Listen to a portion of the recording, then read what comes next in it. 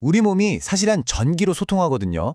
신경이 근육한테 명령을 내릴 때마다 아주 미세한 전기 신호가 막 오고 갑니다. 오늘은 바로 이 신호를 말하자면 엿듣는 거죠. 그렇게 우리 몸의 문제를 진단하는 근전도 검사에 대해서 한번 제대로 파헤쳐 보겠습니다. 자, 여러분, 만약에 몸에 힘이 쭉 빠진다고 생각해 보세요. 그럼 의사들은 정말 중요한 질문 앞에 서게 돼요. 이게 과연 신호를 보내는 전선? 그러니까 신경 문제일까? 아니면 신호를 받아서 움직이는 모터, 즉 근육 자체의 문제일까? 이게 진짜 헷갈리거든요. 바로 이 미스터리를 푸는 열쇠, 그게 바로 근전도 검사입니다. 좋아요. 그럼 우리 진단 여정 같이 한번 떠나볼까요? 먼저 우리 몸이 쓰는 전기 언어가 뭔지부터 알아보고 건강한 근육 신호는 어떤 건지 딱 기준을 잡아볼게요. 그 다음엔 신경 문제랑 근육 문제를 어떻게 구별하는지, 신경 고속도로 속도는 어떻게 재는지, 그리고 마지막으로 문제의 뿌리를 척수까지 어떻게 추적해가는지 이 순서대로 한번 쭉 따라가 보겠습니다. 자, 첫 번째 단계입니다. 몸의 전기 언어를 해독해보는 시간이죠. 그러니까 신경이랑 근육이 서로 속삭이는 그 미세한 대화를 엿듣는 건데 이 장비가 바로 근전도, EMG라고 하는 거예요. 그 중에서도 진단의 핵심, 바로 침 근전도를 가지고 이 전기적인 대화를 어떻게 해석하는지 한번 들여다보죠. 좋습니다. 그럼 이제 건강한 근육은 어떤 신호를 보내는지 한번 볼까요? 모든 비정상을 알려면 정상이 뭔지부터 확실히 알아야 하잖아요. 그렇죠? 우리 몸의 건강한 기준선 지금부터 딱 잡아보는 겁니다. 이거 좀 놀라운데요. 건강한 근육은요, 쉬고 있을 땐 정말 아무런 전기 신호도 안 보내요. 완전 조용한 거죠. 그래서 이걸 전기적 침묵 상태라고 불러요. 딱 한 가지 예외가 있는데 바늘이 근육에 처음 쑥 들어갈 때 아주 잠깐 찍 하고 신호가 생기거든요. 이걸 삽입 활동이라고 하는데 이건 지극히 정상적인 반응이니까 걱정할 필요 없어요. 자, 그럼 이번엔 근육의 힘을 아주 살짝만 줘볼까요? 그럼 어떻게 될까요? 이때부터 개별 운동 단위들이 하나둘씩 깨어나서 저마다의 목소리를 내기 시작하는 거예요. 이 독특한 전기 파형, 이걸 바로 운동 단위 활동전이 줄여서 MUAP라고 부릅니다. 이 하나하나의 목소리가 모여서 우리 근육의 멋진 합창을 만들어내는 거죠. 좋아요.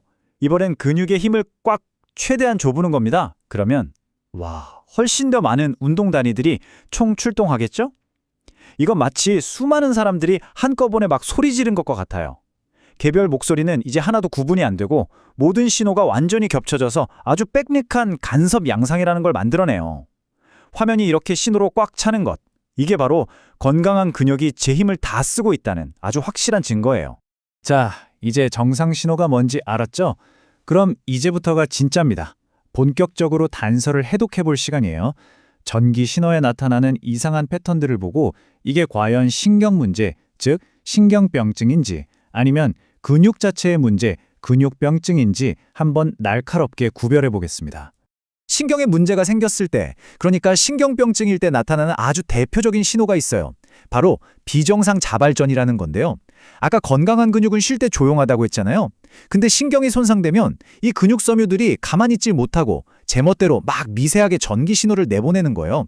특히 섬유자발전이나 양성예리파 같은 신호가 보인다?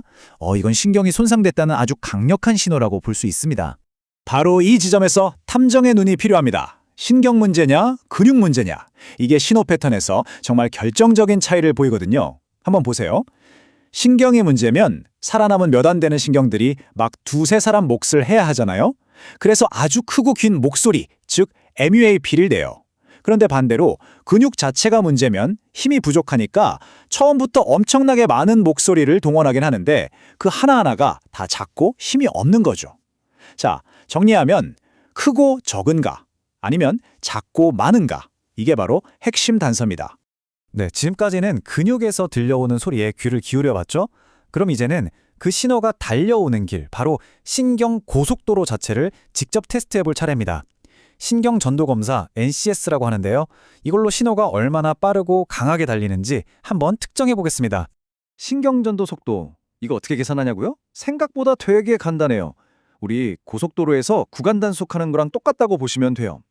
먼저 손목 같은 저 멀리 있는 지점에 전기 자극을 딱 주고 신호가 언제 도착하는지 시간을 재요. 그 다음에 팔꿈치처럼 좀 더 몸쪽에 자극을 주고 시간을 또 재는 거죠. 그리고 그 두 지점 사이의 거리를 방금 잰 시간 차이로 나누기만 하면 끝!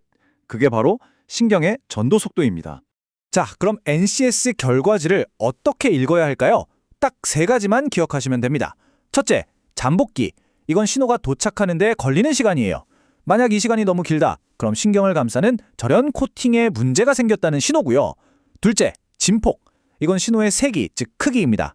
진폭이 약해졌다는 건 신호를 나르는 전선 자체가 손상됐다는 뜻이겠죠. 그리고 마지막, 전도 차단. 이건 말 그대로 신호가 특정 구간에서 뚝 하고 약해지는 거예요. 만약 이런 게 보이면 바로 그 지점에서 신경이 꽉 눌려있을 가능성이 아주 높습니다. 자, 우리의 진단 여정도 이제 거의 끝을 향해 가고 있습니다. 근데요, 때로는 문제가 팔다리 같은 데 있는 게 아니라 훨씬 더 깊숙한 곳, 그러니까 척수 바로 옆에 있는 신경 뿌리에서 시작될 때가 있어요. 이럴 땐 어떻게 할까요?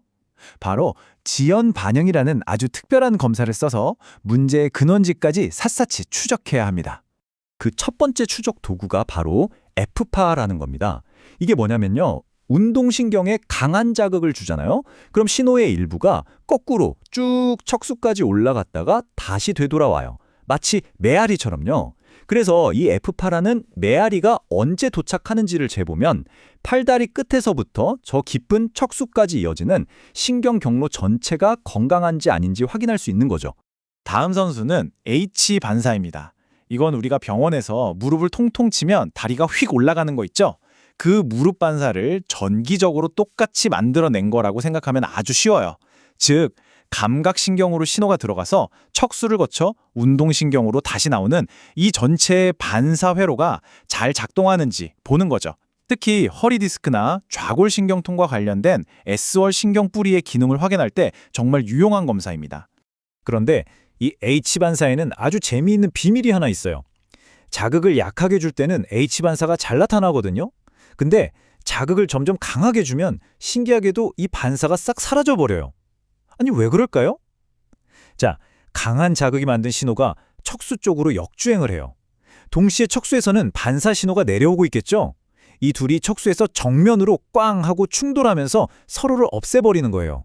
바로 이 신기한 현상 덕분에 이게 진짜 반사 반응이 맞구나 하고 확신할 수 있는 겁니다. 자, 이제 모든 퍼즐 조각이 다 맞춰졌습니다. 정리해볼까요?